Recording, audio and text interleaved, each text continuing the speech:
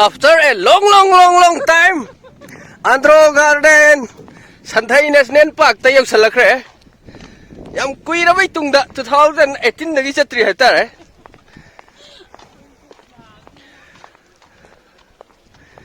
2018 dagi ngasi 2025 ki December ki date 10 na niyo sa lakre si.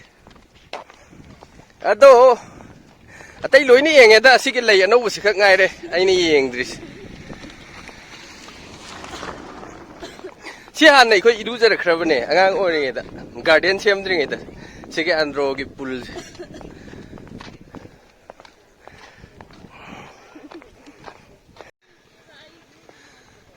Hawjikti khong ba timing oiramoi nong thi nong makan da khong ga dami ma de laire lay na haibado sigi pul sini sigi ising luwa yadaba pul si hana pi ngai dagi adum sigi mafam sibidi adum mayamna hainari da ising luwa yade amadu lay na adune adugo mayamna hujik yengna bachatnari sina sigi lay si winter da satpane basi se aseng bagi aduna sigi lay sigi mayam yengba laknari haitare ado yam nangna fajabakan matam dudi nate sidi December ne ba December idudi look si nambada nang laude haiba ekagi April gumba spring season da namaga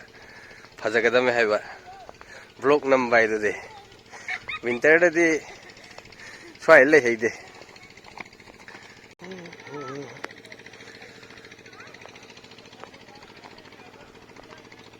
sini mayamna Switzerland male na chatnari se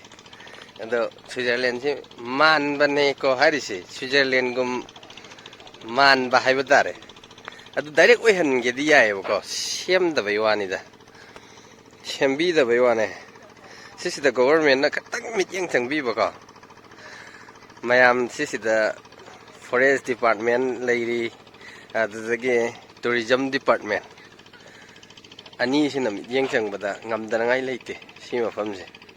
adum success oini mathaki sisu changba yabane moise ado kitang thengai khoi yau chalak pa timing ayuk nganna pung 10 doi di koirakadame program chaklang am sillaga ka yam nangna tawraga dum taw yabja ne do andro se hojik lay sing sine mayam kap langna lay sigi lay ani hum sidani mayamna andro tan la krisi etuga amma andro gi famous to nam su kham gani da etuga tani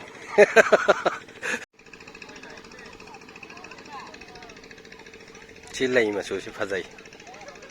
atai ti lay mana si yam yaudre kiel gre asi lay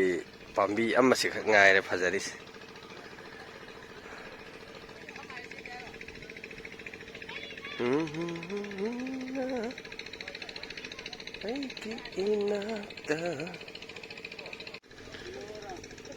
si lay pambi sine nangna mayam photo kapalak nai se lay pambi si khak dangai re mana phajana mapan sari se hai tare ado atai lay pambi si maru loi ko ade atai se nang ba wale ba tai se